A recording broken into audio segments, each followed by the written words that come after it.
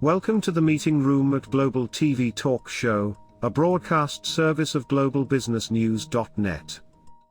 Now, here's your host, Ed Cohen. This is Ed Cohen in San Diego, California, and you're on Medical TV, a unit of globalbusinessnews.net. And our series is all about doctors and research scientists having to do with finding neurohelp. And Mark Colo, board member and co-founder of findneurohelp.org, is with us. Hello, Mark. Hello, Ed. It's great to be on your show again. I love your shows. Well, very informative. Thank you, and thanks for being involved with me. So I want you to please introduce your friend, Dr. Geisser. I would be happy and delighted to introduce my friend Barbara.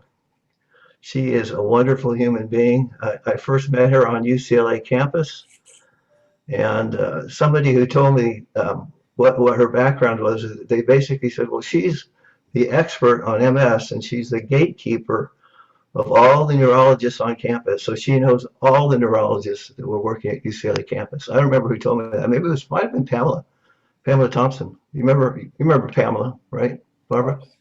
Yeah. Have you talked to her recently at all, or how's she doing? I haven't spoken to her recently. She may have been overstating that a little bit. I wouldn't call her a gatekeeper.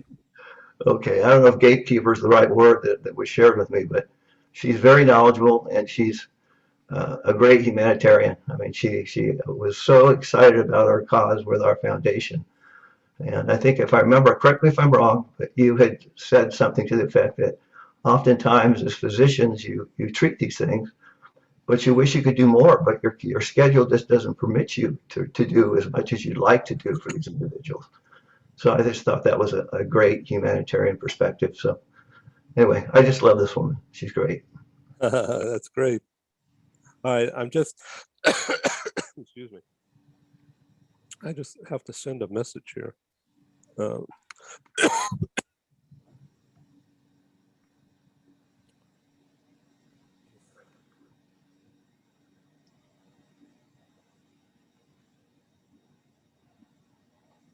we go. Okay, we might be joined by a friend of mine on the program. So, Doctor, tell us about Providence, and tell us about your work in Santa Monica, and I'm going to let you start, and then I'm going to ask you a couple of questions about where do we go from here. And people are really interested in the all things medical because of the pandemic, of course, and so many people. It's not political. I mean, people are just interested in their health and how things work and how things are. Some people get sick or less sick, and it's all hard to figure out for me as a layman. Doctor, the show is yours. So tell us about what you're doing. So first of all, I'd like to thank you, Ed and Mark, for inviting me on the show. I always appreciate the opportunity to spread hopefully useful information to people. And I'm a staff physician here at the Pacific Neuroscience Institute, which is part of Providence St. John's in Santa Monica, California. And one of the reasons I'm here is because part of the core philosophy of PNI is to have a comprehensive approach to treating people with all kinds of neurologic diseases. So we treat brain tumors and Parkinson's and Alzheimer's disease and, of course, multiple sclerosis. When Mark met me a number of years ago, I was faculty at UCLA and I was working in the MS program there.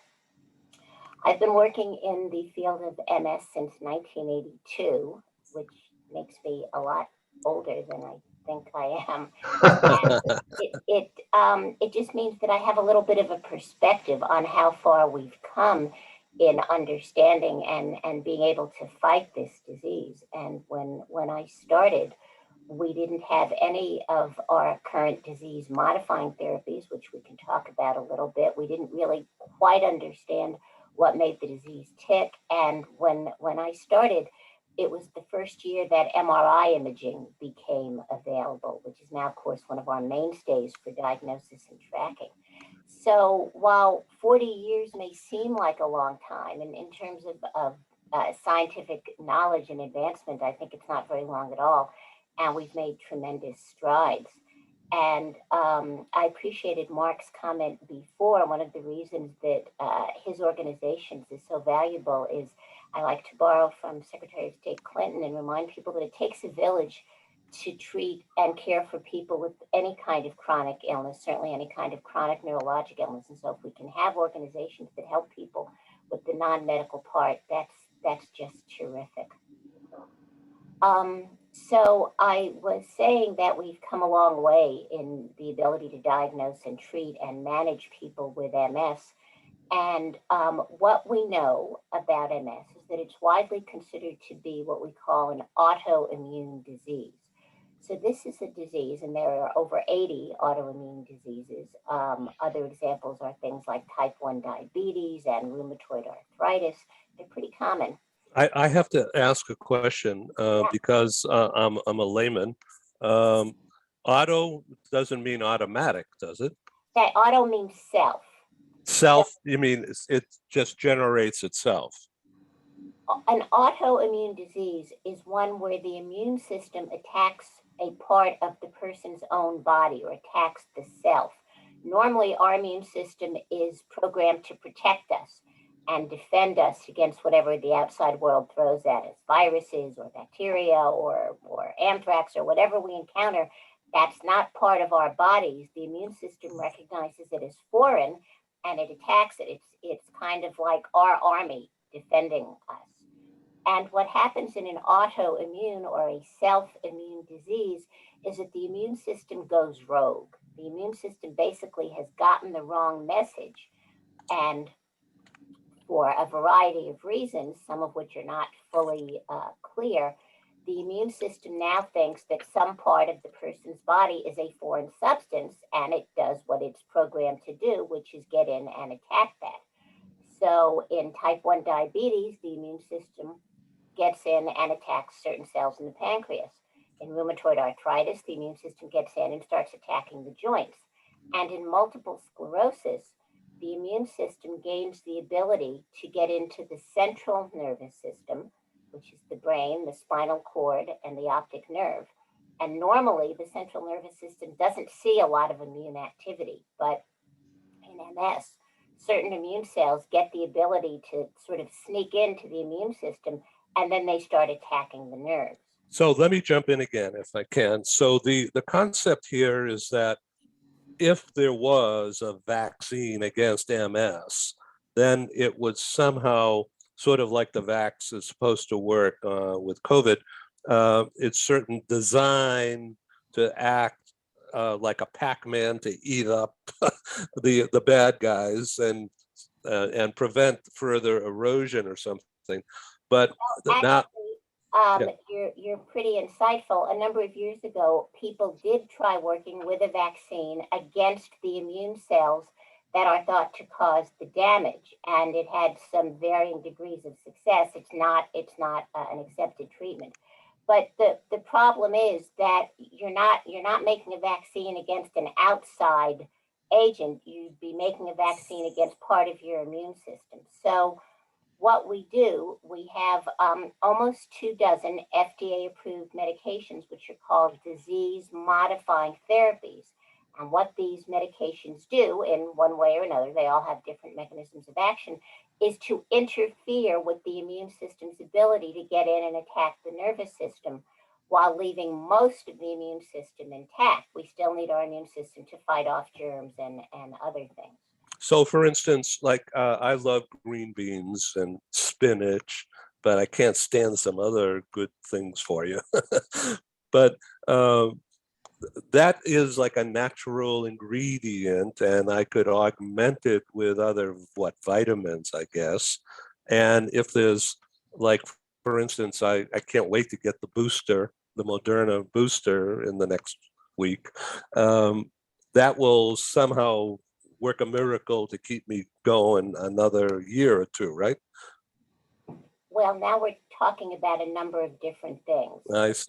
You're talking about COVID, which is a disease caused by a virus. We don't know what causes MS, but we know that the mechanism of the damage is that the body's immune system, which normally protects it, starts to attack certain parts of it. Okay. The analogy I sometimes use is that it's if our army, our military, instead of protecting our country and protecting our citizens, started firing on our citizens and invading our own cities.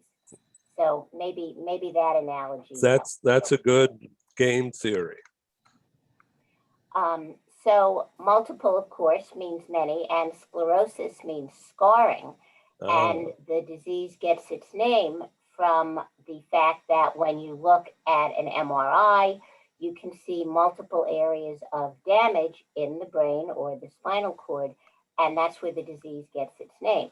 Well, thank you. That's really a clarifying statement. Thank you. Hi, this is Ed, and I thank you for tuning in to Global TV Talk Show, a unit on globalbusinessnews.net. We broadcast to the world, as you know by now. So I wanted to make sure that you understand that our programs are advertising supported. We're grateful for co-sponsors, advertisers. They have a marketing budget coupled with a strong desire to be associated with our top quality program. And of course, I'm grateful. Thank you. So for the next few minutes, you're going to see some commercials. It's mostly very low key, and our prices are very, very reasonable. Our exposure for the advertisers go 12 months and beyond. Some of our advertisers have been with us since March, April of 2020. And Google Analytics has tracked over 125,000 what they call audience page views, which means you looking at this page, that's a page view. Now, if you happen to go to one of our other shows or to our radio broadcasts or to our newspaper or magazine, those become additional page views as measured by Google Analytics. And so when they say 125,000 since spring of 2020 up through Labor Day, a month ago, that's pretty good numbers. And the past 30 days, Google Analytics has measured just under 6,000 audience page views. And that, according to them, is a 42% increase in audience participation over the month of August. So thank you very much. Well, here's our advertisers, and we'll be back in just a couple of minutes or so, and we'll proceed with this interesting conversation. Thank you. This episode from the meeting room of Global TV Talk Show is brought to you by The Bridge School, the accredited international online private school of choice, at bridgek12.org. Porch Light Rental and Destination Services. Reduce your renter lump sum or managed relocation costs. Visit them at porchlightrental.com. And by airs.com. With our full range of services, we can help design and manage your international relocation. Find us at airs.com. Primestone Partners, featuring corporate, government, and developer housing solutions, as well as senior-level advisory services. Find them at primestonepartners.com. And by International Auto Source. We are the vehicle experts for expats, featuring all major brands of automobiles with flexible solutions and financing. On the web at intlauto.com. Become a global player in your field. Cross Culture to Go provides virtual support for your global business and career success. We can help you thrive in 140 plus countries and markets. On the web at crossculturetogo.com.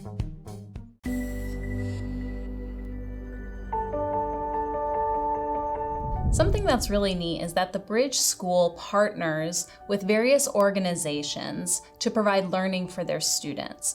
For example, we partner with a major ballet company, and we are able to enroll several of their students into our school. So now not only is the student able to participate in a school and have a seamless transition while they're very active in their ballet career, but now they have other dancers that are with them that are doing some of the same courses. So it's almost becoming a camaraderie where they're taking similar courses, they're working together on their ballet, and really being able to form this great partnership with these organizations to provide a needed service. A lot of times there are student athletes who will spend hours and hours at the gym or at the basketball courts, wherever it is. And if they're attending a traditional school, they're in school from 8 to 3. They get a quick snack, and then they're at the gym for 3 to 4 hours in the evening. Coming to us and having that partnership, they're able to break that up throughout the day. They can have a morning practice, get some schooling in, have an afternoon practice, finish their schooling in the evening. So there's that flexibility. And additionally, if there are tournaments or performances, it's fantastic because if there's a week where they have shows straight through, they can take that week off of learning and then pick back up when they're done. So it offers this great flexibility. And for the program owners of these sports leagues, it is a win-win situation for them because they see this need. They see this need that their students need to make sure that they are obtaining the grades necessary to be successful adults in our country and in other countries. But it provides them an environment where they can be successful at both.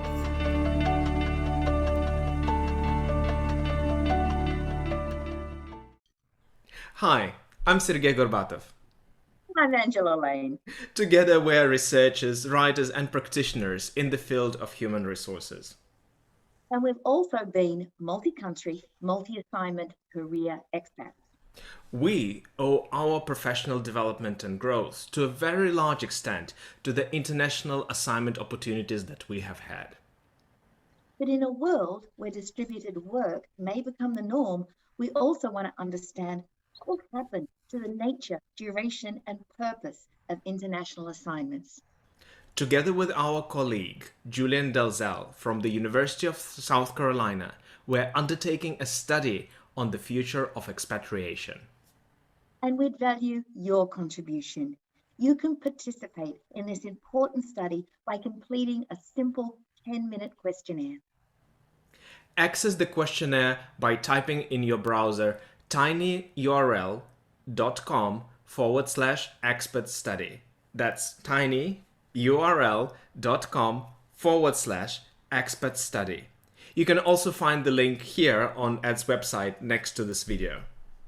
Thank you for joining us in this study. In return for your contribution, we'll provide you with a copy of our research.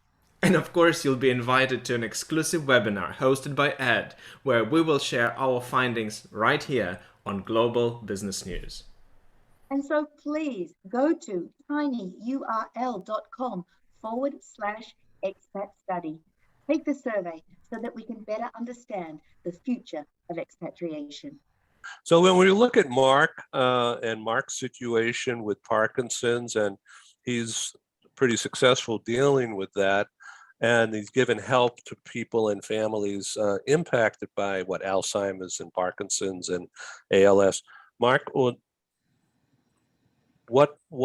is your involvement with people who have MS? That's a great question. We haven't done as much as we'd like in MS. Barbara has been a resource for me in more ways than she knows, and I count her as one of the experts out there on the subject. So I really wouldn't even begin to try and explain what I know about MS because it would be a far cry from what Barbara could share. So I guess I can't really answer that question too effectively.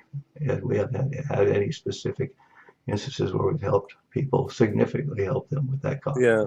Okay. So at this moment, I want to introduce Sandra Corona, who's an expat and currently living in Saudi Arabia. for a number of years. So Sandra is not involved with anything. She's just, we were on a show earlier and I asked her, would she like to take a look at our medical TV? So Sandra, turn your voice on and just say hello.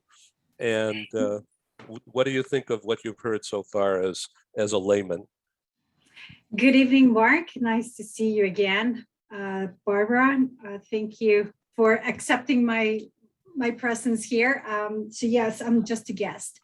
And the thing that comes to mind is the many times that people that I've seen, the famous ones, because that's really the only reference that I have on MS, is that it's really difficult for them to be diagnosed, and a lot of them get missed. And so I'm always wondering, what is at least 2 to 3 symptoms that should make you question and say, hey, let me go and see if this is possible, because the worst thing that you can do is self-diagnose, but at least have a reference, because it's incredible to hear how many people go to many specialists and all they say is, oh no, you have something else. And it turns out that they'd had MS. So what can they use as reference that you can say, these are clear signs of MS? Well, I think that's a great question. And yes, sometimes it is difficult to diagnose MS and sometimes not. Some of the problems are we don't have a single 100% drop dead test that will tell us if somebody has MS. We don't have something like a pregnancy test. You do it and you either are or not.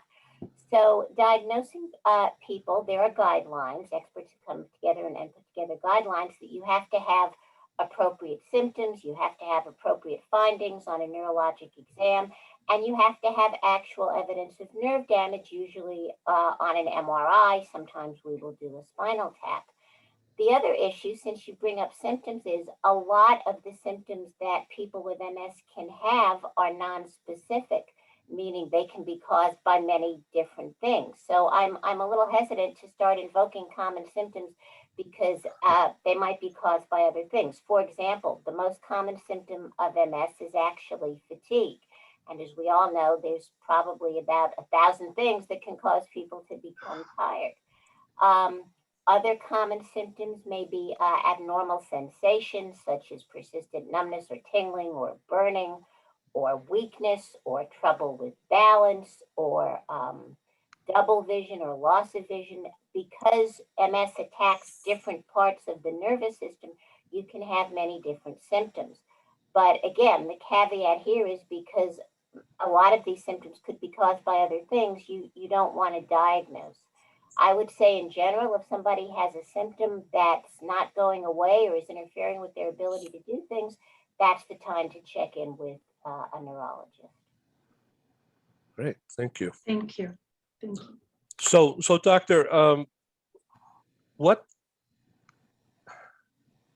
can be, I guess from what I was reading on your site and a little bit about the Institute, is that there's no real cure, but it's treatable. Is that correct?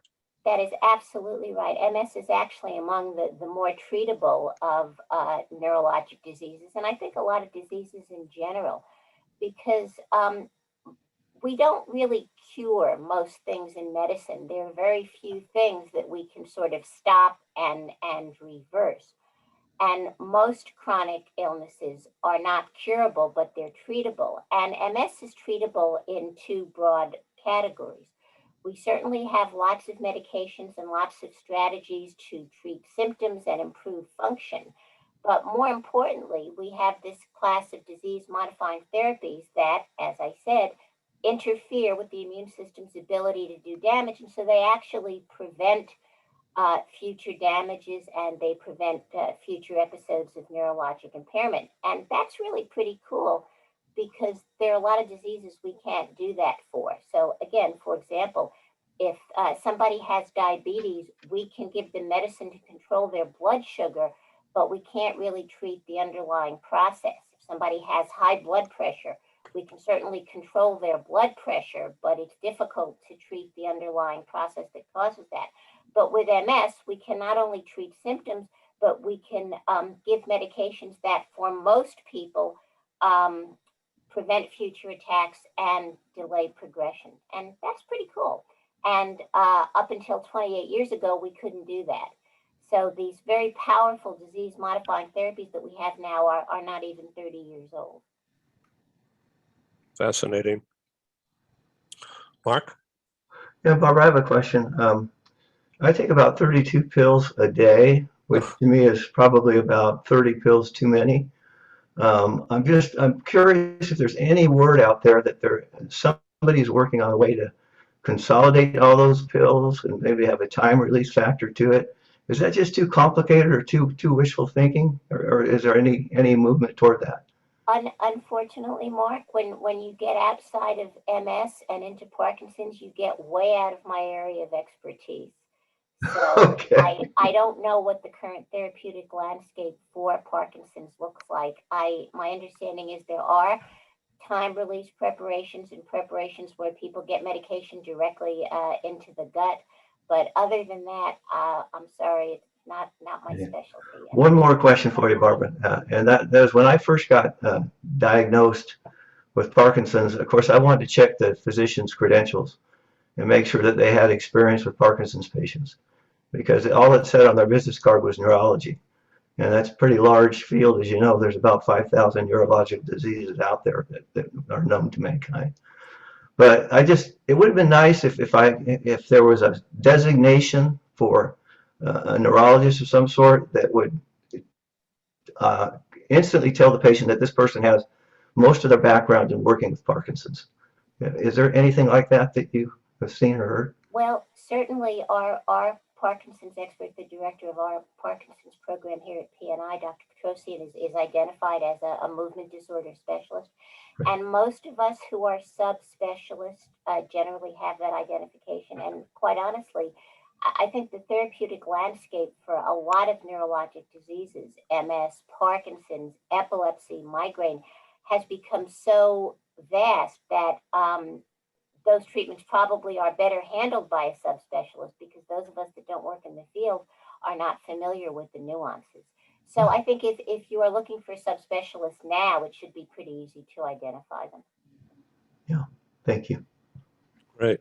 Sandra, do you have anything else you want to say at this moment? Yes, actually, thank you for that. A lot of questions pop in my mind, right? And let me start with one when I have the chance in my other turn, please. I'd like to ask another. Right now, my main question is, what are the stages of MS and what does too late look like? So let me try to approach that a little concretely. We don't refer to MS as in stages, but we do identify several clinical courses. And so the most common clinical course, the kind that about 75 to 85% of people start out with, is what we call relapsing remitting. Somebody gets an attack, which is the appearance of a new neurologic symptom or a pre-expression of a previous one, and it has to last at least 24 to 48 hours. And this usually is a period of neurologic change that may last several weeks or a few months, and then it goes away and the person goes back to baseline. And so for the majority of people, they start out having these attacks and periods of improvement, then attacks and periods of improvement, what we call relapses and remissions. A certain percentage of people with relapsing remitting disease, after about 10 to 15 years after diagnosis, will transition into what we call secondary progressive. And in the secondary progressive form of the disease, people stop having frank periods of attacks and improvement, but they just kind of gradually get worse. And sometimes even in the progressive form, you can have relapses superimposed on top of progression. The least common form of MS is what we call primary progressive. This happens about 10 or 15% of people. And in primary progressive, people do not start out having attacks and remissions, but they have the onset of the neurologic impairment and they just get worse over time. And again, sometimes they can have relapses superimposed upon that. Now, before we had the disease-modifying therapies, it was estimated that perhaps 2/3 of people that started out relapsing remitting would transition to secondary progression. Since we've had the advent of those therapies, that number is much lower. And in terms of how late is too late, that's a very good question, and we're just trying to figure that out. We know that even when somebody is diagnosed, and we can only date diagnosis by when they had their first symptom, but even at that point, we suspect that the disease has been going on for some time. And that's why it's important to diagnose early, and we want to treat early. We want to get in there and treat with our disease modifying therapies as soon as we can, because we're trying to prevent damage to the nerves. Nerves are like electrical cables. They're coated with an insulating substance called myelin.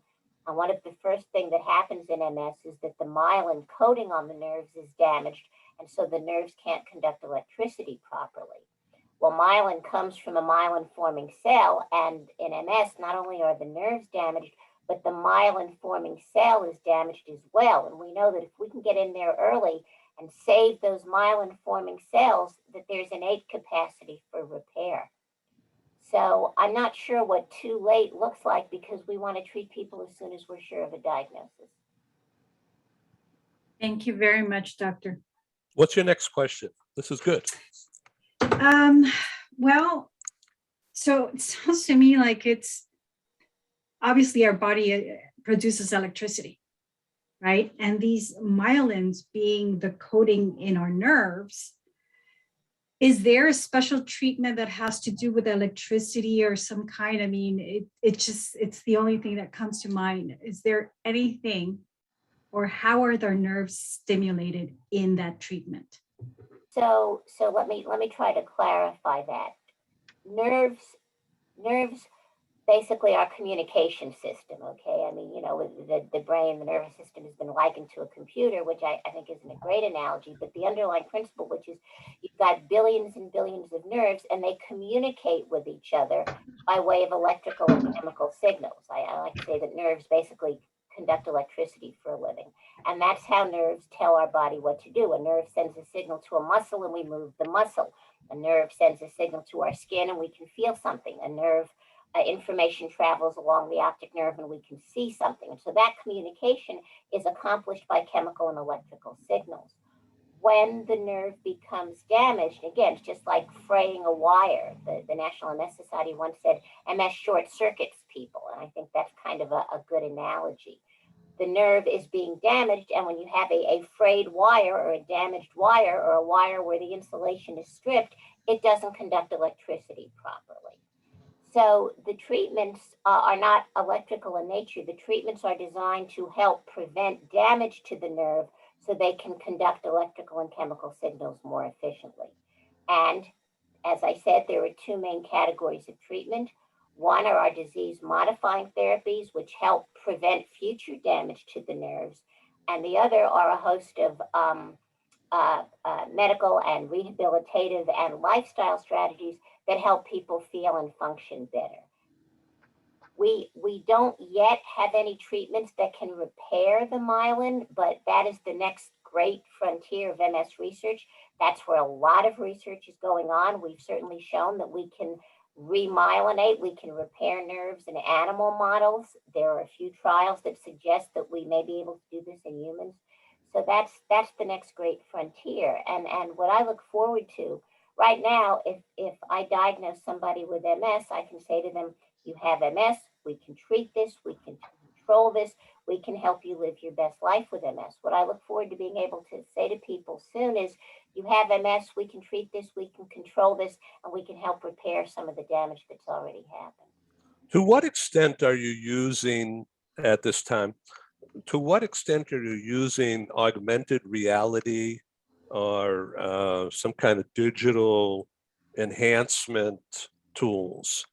So there's this is a little outside my area. There is some literature about using VR, virtual reality, as part of a rehabilitative strategy to augment physical therapy, things like that. I personally don't do that, but there is some research in this area. Yeah. I'd like to comment a little bit about the importance of lifestyle, because I get asked about it a lot, and because it's a very important part of managing MS, and because we're getting some evidence-based data about it. So as I said, we have two broad categories of treatment: disease-modifying therapy to help prevent future damage, and symptom management to help people feel and function better. And a very important part of that are lifestyle choices. So, for example, we know that probably the single worst thing for anybody with MS is to smoke. Smoking causes inflammation and accelerates damage and may increase your risk for MS. So, in addition to all the other horrible things it does, smoking is bad for MS. And so we tell people, certainly, if you don't smoke, don't start. And if you do stop, quit. We know that physical activity, physical exercise is one of the very best things people with MS can do for a variety of reasons. And so we certainly encourage people to be physically active. National MS Society convened a task force. We published a paper about a year ago, and the broad recommendations in that paper were for people to get at least 150 minutes a week of some kind of exercise or physical activity. It can be running or walking or jogging or walking your dog or playing frisbee or dancing or housekeeping or whatever you like. And for people that are not ambulatory, there are certainly wheelchair exercises and chair exercises that you can do. So exercise is a very, very important part of living well with MS. We're just starting to get some evidence-based information about the role of diet in MS. And right now, there's no diet that has disease-modifying properties. There's no diet that's going to cure MS. There's no diet that's going to treat MS. But we do know that people that eat what you might call a healthier diet, which are diets that are high in plants and good fats and lean proteins, tend to do better than people that eat your sort of typical Western diet, which, as we know, isn't good for anybody, which is junk food and processed foods and foods that are high in saturated fats. So we have some broad dietary guidelines. And again, what I'd like to remind people is it's not an either or. It's not, we're just going to treat the MS with medicine. And no, you can't treat MS just with diet. You have to put medical management and lifestyle together. Thank you. Sandra? Yes, Ed, thank you. I'm glad you answered that question because, yes, I wanted to see if there was a preventive diet, but okay, you already answered that question. So the last question that I currently wrote is, globally, doctor, what is the population or which is the population that is more affected by MS and why? You mean more likely to get it? Yes. So the demographics of MS we've known for a while. So this is primarily a disease of young people. The most common age of onset is roughly between the ages of 18 to 50. But it's kind of a bell-shaped curve. There are people on, older than 50, and about 10% of the MS population is under 18. There is pediatric MS, but in general, it's a disease of young adults. As is the case with most autoimmune diseases, MS is kind of a sexist disease. It affects women almost 3 times as often as men. It historically was considered to be mostly a disease of Caucasians. We now know that the incidence in African Americans and other non-Caucasian groups is higher than we previously thought. And there's more MS in sort of colder climates, temperate climates, than there is in more tropical latitudes. And that's been known for, 70, 80 years. And it turns out that may have something to do with vitamin D. So we know that if you have lower vitamin D levels early in life, that increases your risk of developing MS later on. And where do we get vitamin D from? Well, we get it from foods, but our bodies make vitamin D from sunlight.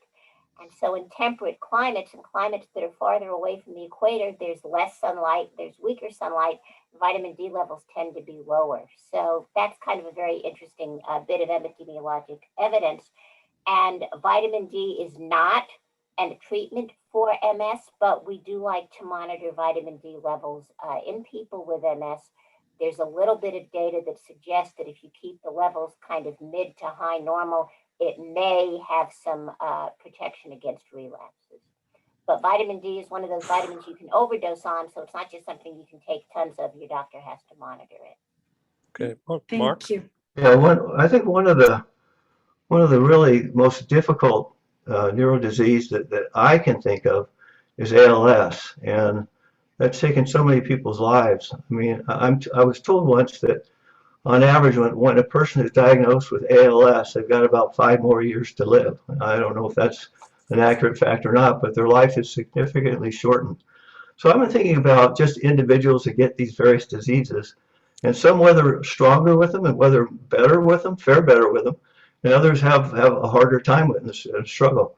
Have you heard very much recently about individualized medicine and care, where you can take an individual, look at all their factors, and say, okay, we need to take this out, put this in, we need to make these changes and kind of make it more customized? Is that even a reality or a possibility?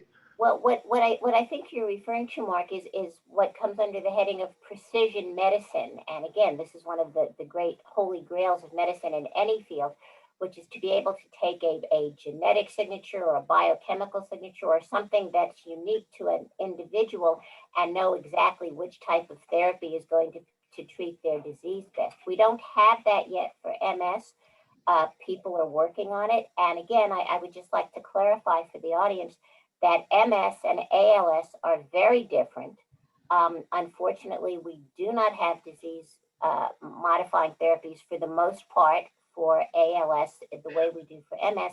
And MS is generally not a fatal disease like ALS. So I want your listeners not to confuse those two. That's great. Thank you, Barbara.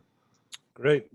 So, Dr. Geisser, thank you very much for being on medical TV here. And we have about 5 minutes left. I'd love to have more time with you, but this has really been instructive and a delight, I might add.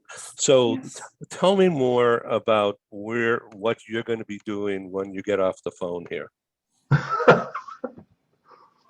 Probably catching up on phone calls and emails. Again, I very much appreciate. Well, that sounds pretty normal. I very much appreciate the opportunity to be on your show, and I appreciate the great questions. Again, what I like to tell people is there's certainly no good time to be diagnosed with MS, but if you have to have MS, now is the best time there ever was. Now is a very hopeful time. We have very effective treatments. They're not as good as the treatments we're going to have next year, or 5 years, or 10 years. But in the meantime, we have treatments that control the disease. We have treatments and lifestyle strategies that help people live their best lives. And what I love about my job is that most of the time, I have the tools to help make somebody's life a little bit better. And that's kind of a big deal. Thank you. It's wonderful. Yeah, thank you. Mark Colo, thanks very much. FindNeuroHelp.org. And we'll see you on TV soon, Mark. We will. I look forward to that. All right, great. Thank you, Dr. Geisser. Thank you again. And special thanks, Sandra. You brought new life and beauty to our show. Thank you. Thank you. Nice meeting you. All right, ciao. Likewise. Bye-bye. Thank you all. Bye-bye. Thank you. Thank you. Thank you for joining us in the meeting room at Global TV Talk Show. Have a wonderful day, and stay safe.